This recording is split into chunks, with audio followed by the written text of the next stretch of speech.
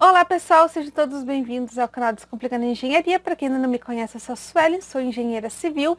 E no vídeo de hoje nós vamos falar sobre fluidos newtonianos e fluidos não newtonianos e entender de uma vez por todas o que são fluidos newtonianos e o que são fluidos não newtonianos. Vamos lá então.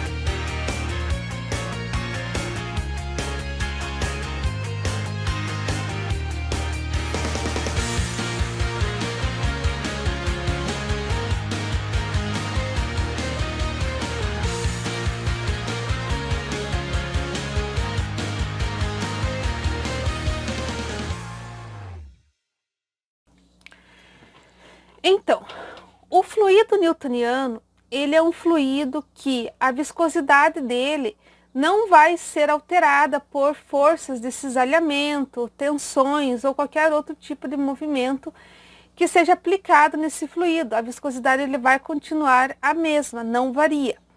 Os fluidos não newtonianos, pelo contrário, quando aplicados algumas tensões, temperaturas, aquecimento, resfriamento, forças cisalhantes, eles alteram a sua estrutura molecular e acabam variando, sim, a viscosidade. Alguns fluidos ficam com uma viscosidade maior, ou seja, mais grossos, enquanto outros fluidos têm uma viscosidade menor, né? Adquirem uma viscosidade menor, ou seja, ficam mais fluidos, ok? E dentro dos fluidos não newtonianos, nós trabalhamos com 5 tipos de fluidos principais. Dentro desses 5 tipos, nós temos 2 grupos. Os grupos dos fluidos independentes do tempo e o grupo dos fluidos dependentes do tempo. O que significa isso? Bom, significa que no primeiro grupo, que é o grupo dos fluidos dependentes do tempo, né, fluidos não newtonianos dependentes do tempo, eles necessitam de um período de tempo, de uma aplicação de força ou tensão, ou aquecimento, ou resfriamento, para que ele altere a viscosidade dele. E nesse grupo estão os fluidos tisotrópicos e os reopéticos. Nós vamos ver cada um deles separadamente, mais adiante no vídeo, tá? E os fluidos do segundo grupo, que são os fluidos não newtonianos independentes do tempo, eles não precisam de um tempo para modificar a estrutura dele, né? Assim que começa a ser aplicada a tensão, ou um cisalhamento, ou um aquecimento, ou resfriamento, ele já adquire, né, já modifica ali a estrutura dele, ficando mais viscoso ou menos viscoso, ok? E nesse grupo estão os pseudoplásticos, os dilatantes e os plásticos de Bingham. Como eu falei, nós vamos ver cada um deles mais a seguir, ok? Então, nós temos 5 grupos, 5 tipos principais, divididos em 2 grupos. Os grupos dos fluidos newtonianos independentes do tempo e o grupo dos fluidos dependentes do tempo. Ok? Então, o primeiro que nós vamos ver são os fluidos não newtonianos dependentes do tempo. Ok? Então, vamos lá. Os tisotrópicos, tá? Os fluidos tisotrópicos, ele diminui a viscosidade dele, né? Ele fica mais fluido, né, com o tempo após a aplicação de uma tensão de deformação no fluido, ou seja, você ficar mexendo esse fluido, ele vai acabar com o tempo ficando mais fluido. Isso, por exemplo, acontece com mel, tintas, ketchup. Se você começar a mexer nesses fluidos, eles começam a ficar mais líquidos, né, mais fluidos. Então, esses são o exemplo dos fluidos não newtonianos do tipo tisotrópicos, ok? Os reopéticos também, só que ao contrário do tisotrópico, o reopético ele aumenta a viscosidade dele após um certo tempo de você mexer nesse fluido, ficar mexendo nesse fluido, aplicando uma tensão de formação ou um aquecimento nele, ele vai ali ficar mais grosso, né? Ele vai acabar modificando, vai aumentar a viscosidade dele. É um exemplo, né, dos fluidos seopéticos, a argila bentonita, tá? E também alguns tipos de lubrificante. Quanto mais você mexer, mais grossa o fluido vai ficar, mais grosso o fluido vai ficar, tá? O gesso também é um exemplo de fluidos seopéticos, assim como também a gelatina incolor. Quando você dissolve ela, ela fica líquida, mas com o passar do tempo, você fica mexendo ela ali, ela acaba ficando mais grosseira, fica mais com uma viscosidade maior, tá? Agora vamos para os fluidos independentes do tempo. Os fluidos independentes do tempo, começando pelos pseudoplásticos, tá? Nos pseudoplásticos, a viscosidade ela diminui com o aumento da tensão. Então, quanto mais tensão você colocar, quanto mais você mexer nesse fluido, menor vai ficar aí a viscosidade, tá? As moléculas desse fluido, elas tendem a se orientar pela direção da força aplicada. Se você movimentar ele para a esquerda, as moléculas vão tender a se orientar para a esquerda. Se você movimentar para a direita, as moléculas também vão tender a se orientar para a direita. Se você mexer em círculo no sentido anti-horário, assim as moléculas vão se orientar também e vice-versa, tá?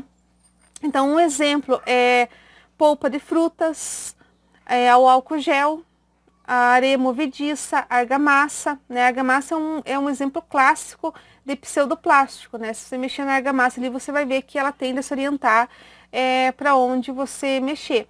O álcool gel, ele derrete em temperaturas mais quentes. Então, se você tem a mão, se você pegar a tua mão, né? Nós temos a palma da mão com a temperatura do corpo um pouquinho mais elevada que a temperatura do ambiente, e você pingar o álcool gel na sua mão, você vai ver que o gel ele vai se dissolver, ele vai ficar mais líquido. Então, essa é a tendência de quanto mais você mexer, mais líquida ficar esse fluido, né? Os fluidos pseudoplásticos, ok? Já os dilatantes, né? Os dilatantes, eles têm um contato direto entre as partículas sólidas do líquido, né? Algumas partículas sólidas que estejam no líquido. Então, esse fluido, ele tem esse contato mais reforçado, digamos assim, entre as moléculas dele, né? E a viscosidade, ela aumenta com o aumento da tensão. Então, quando você aplica uma tensão, elas se reorganizam e ele fica mais sólido, ele fica mais viscoso, tá?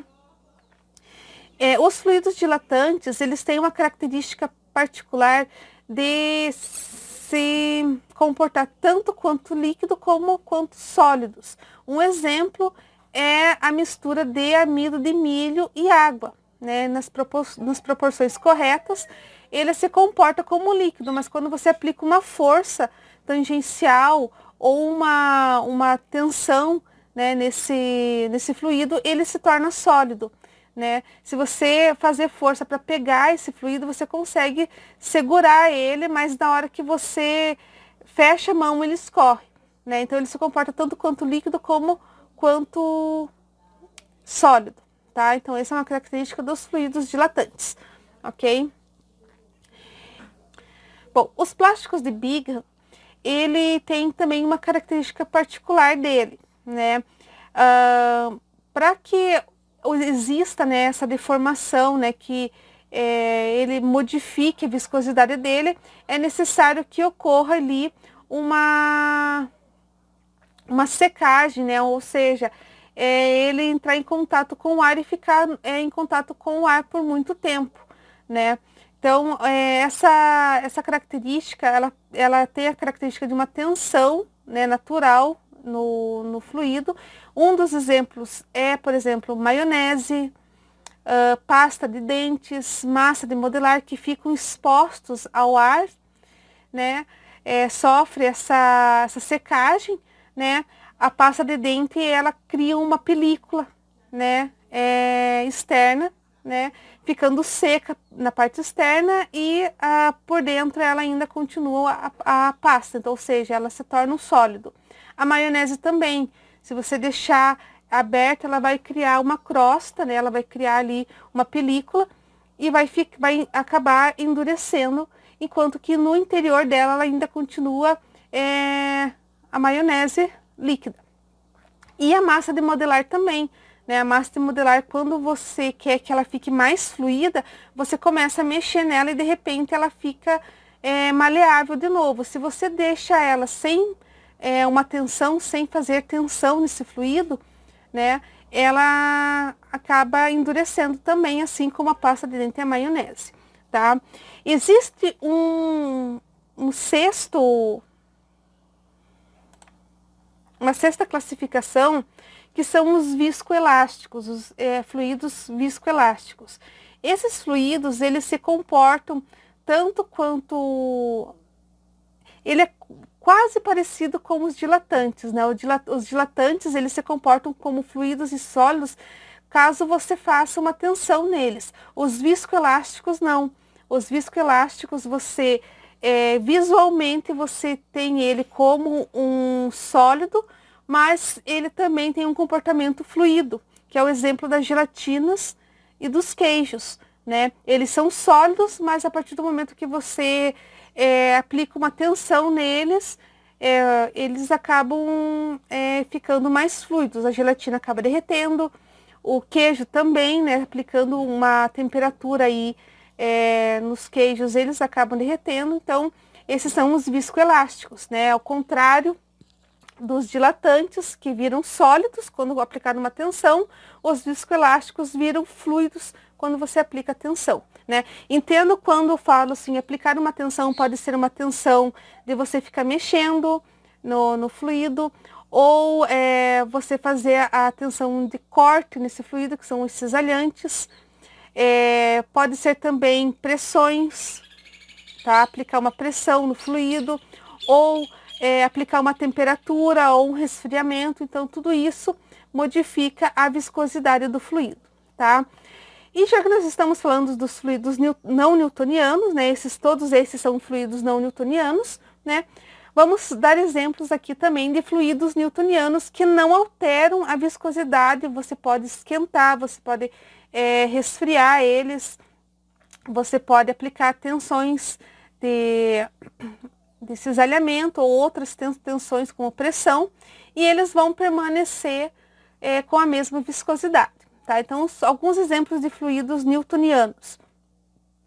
Ar, né? Lembrando que quando nós estudamos mecânica de fluidos, os fluidos, eles podem ser tanto líquidos quanto gases. Então, o ar, né, ele é um fluido não newtoniano. O ar, ele é um fluido newtoniano, né? Água, metais fundidos, leite e alguns óleos vegetais, tá? Então, todos esses são exemplos de fluidos newtonianos, ok? Esses não têm classificação como os fluidos não newtonianos. Os fluidos newtonianos, nós classificamos eles em fluidos dependentes do tempo e fluidos independentes do tempo, né? Tanto que o viscoelástico, ele também é um fluido dependente do tempo, né? Porque ele precisa de um tempo de aquecimento para sofrer ali a mudança na viscosidade, né? E os fluidos independentes do tempo. Dentro desses, então, só repassando aqui para vocês, nós temos fluidos não newtonianos dependentes do tempo: disotrópicos, reopéticos, tá? E viscoelásticos. E fluidos independentes do tempo, nós temos os pseudoplásticos, os dilatantes e os plásticos de Bingham, ok? Então, pessoal, esse seria o vídeo de hoje. Eu vou ficando por aqui. Até o próximo vídeo.